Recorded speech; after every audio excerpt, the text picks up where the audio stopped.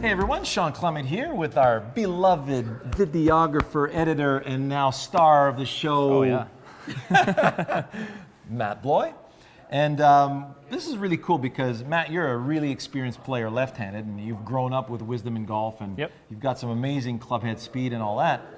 But as a righty, Yeah. you know, what would you say, your score would be? About 120 is what you were Probably. saying. I mean, I've dabbled in it a little bit over Yeah. the years, so I can hit decent shots. Right. I would say I'm a novice. Yeah, so right-handed. beginner novice. Yeah, yeah. And Matt is right-hand dominant. He plays like a lot of us Canadians. Like I play hockey left-hand, baseball left-hand. Same with me. Got a good two-hand backhand in tennis. Same thing, yeah. So that left-handed swing comes in really handy. Yeah. Your coach Paul Davies, right? Yep, Who's left-handed. my right-hand man at the club.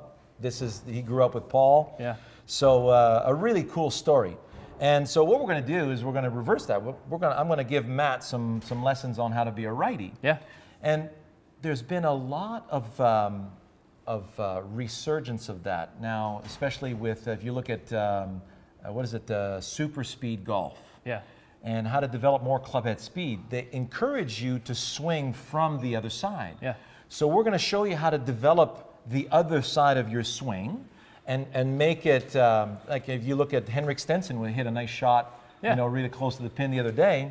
So just to give you a very respectable swing from the other side so you know what you're doing. Yeah.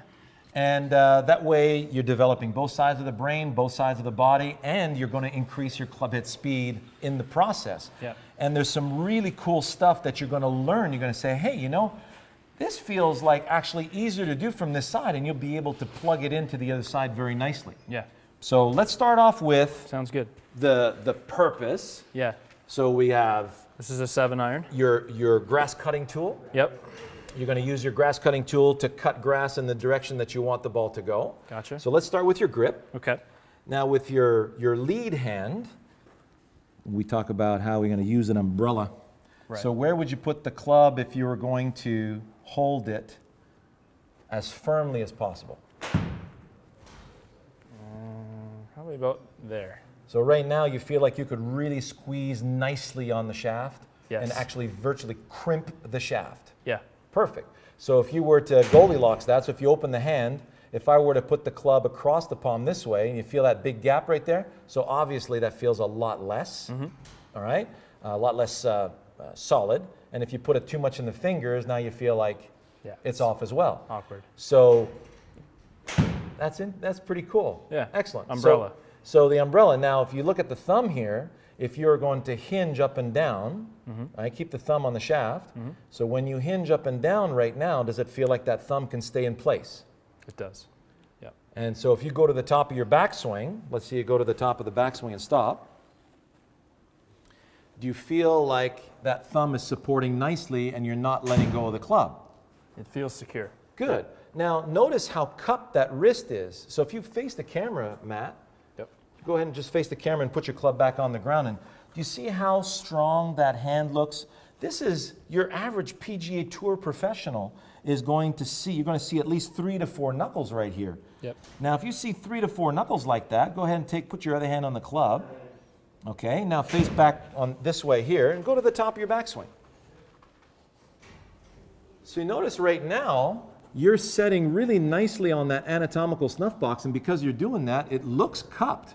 But you look at the club face at the top of the backswing, and that is pretty square. Right. So dynamically, that's pretty square. That's going to allow you to hit some power fades or some little draws, depending on how well you release. Right. So that lead hand's looking pretty good. So if we put the trail hand on, so make sure the rest of your fingers are on the club, and now what we're going to do is we're going to stretch out that index a bit. Okay. So you see how it hooks on? The thumb's going to come alongside. There we go. Now push against my hand. Feel how the middle finger and the ring finger of that right hand is leveraging against that index finger. Yeah. So if you come back and face the camera, so look at how beautiful that V is, you guys, right? So now if you push against my hands, do you feel how your left hand is actually pushing that way? Yes, I do. And your right hand's pushing this way. These two fingers are leveraging against that. That's your trigger finger or your knife, the grip. Yep. And you'll feel like the whole left hand is leveraging against that. So you feel how the two pads of the right hand fit right on top of the thumb of the left? Yeah. Like a hot dog in a bun? I had a student of mine tell me that the other day. I love it. And you feel like you can apply some nice pressure through the cut. Yeah. All right, so now let's go back to the top of your backswing. And we're going to put that grip to the test. So there you go. So notice you got a nice hinge on both snuff boxes, right? And the club face is dead square. Yeah. So I would say that this grip is really suiting you very nicely. Feels good, yeah. Excellent. So now let's look at your posture. So in order for you to cut the grass, you're bending from the hips. The hips are below your tailbone, just slightly. Bend the knees a bit more. Yeah, now feel how you're using your glutes and your quads to apply some pressure to the arches of your feet. Got it. Do you feel low enough to cut grass? Yes. So let's see you do a couple of practice swings. Excellent. So, and all you're doing is you're just cutting grass. Try to see if you can cut grass in both directions. It's my fall through. That was your left-handed I swing. know. It's so Fantastic. weird. It's awkward, but I got to keep this foot a little more planted, right? Your backswing looks amazing. So here's the cool part. If you face the camera and do a backswing in front of the camera, look at this.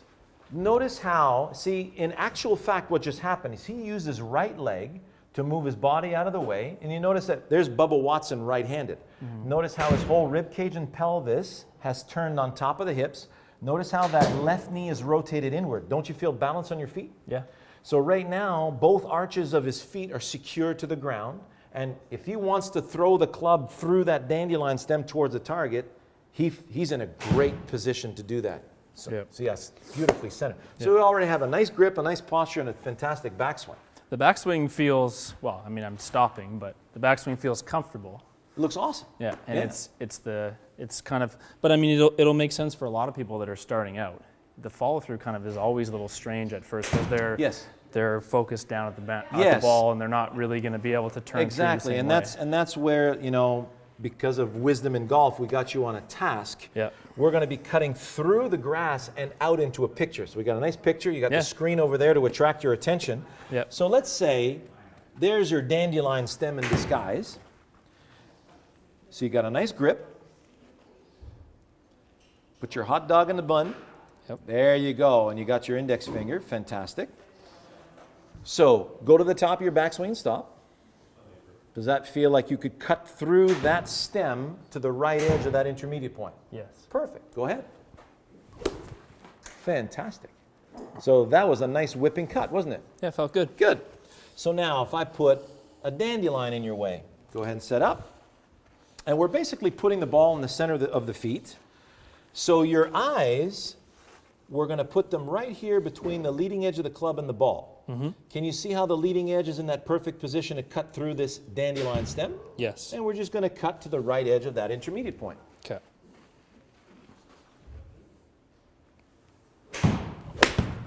All right. So where would you say was peak speed on that? Probably up here. Right, so Yeah. you notice how you had a big hook to the left, Yeah. and you kind of hit the ground before the ball. Came And that's- straight down. Yeah, and that's typically what happens when you're defaulting to the ball. Okay. I didn't feel, well, I had this in mind, Yep. but I certainly did not actually keep that going. You weren't able to stay in that direction, got which it. is totally fine. I mean, you're just starting. So you see the stem, cut through the stem in that direction, see what happens. Okay.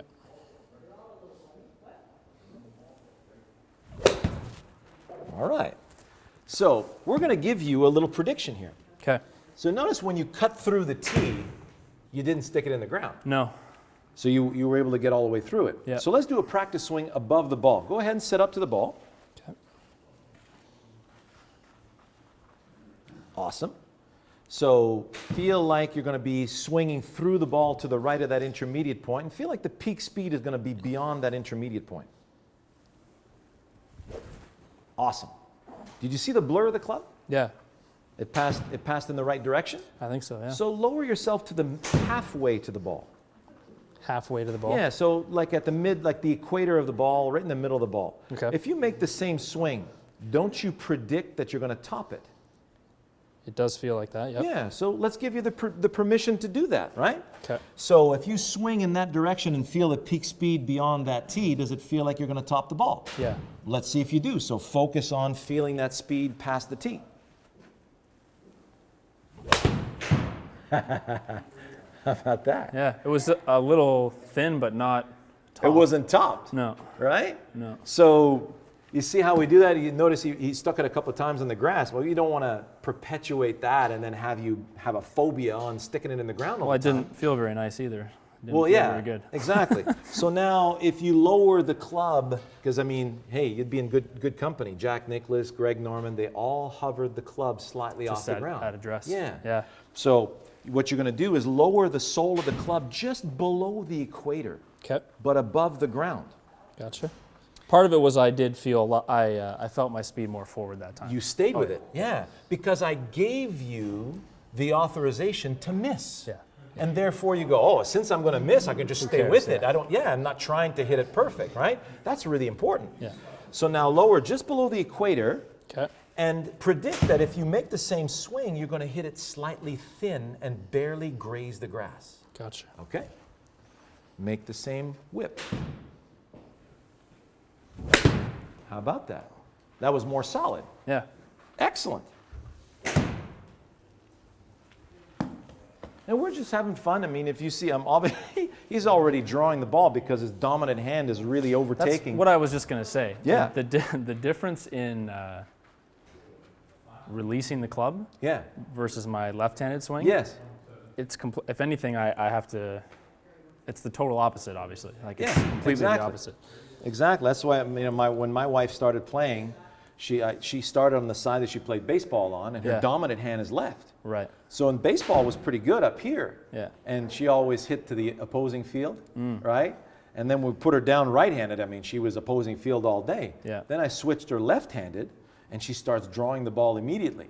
Interesting. So we went with that. She Yeah. made it to a nice 10 handicap prior to the kids. Of course, yeah.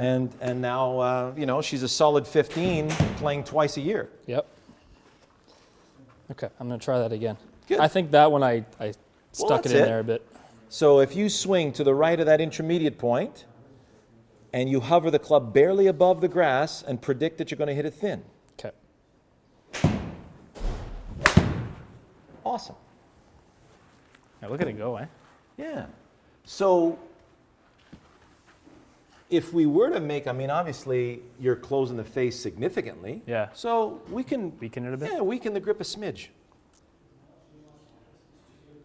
A little better? Awesome. So a 2-knuckle grip instead of a 3-knuckle grip. Yep. Good.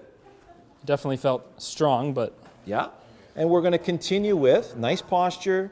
If you swing to the right of that intermediate point, does it feel like you're going to hit it slightly thin? yes, it does. Good. Stay with the right of that intermediate. Awesome. Look at that. Went from a low hook to a nice high draw. Yeah, the grip adjustment really helps. And you're hitting the 7-iron 150 on the fly. I'm getting tired, to be honest. It feels like, well, it's because it's just, I'm not going to say I'm straining, but it's like everything I do, I'm doing the opposite. Yeah. But for a beginner, I bet that's exactly how it would feel. Because Exactly. everything you do is new. Yeah. Every motion you make is new. Yes. And every feel is unfamiliar.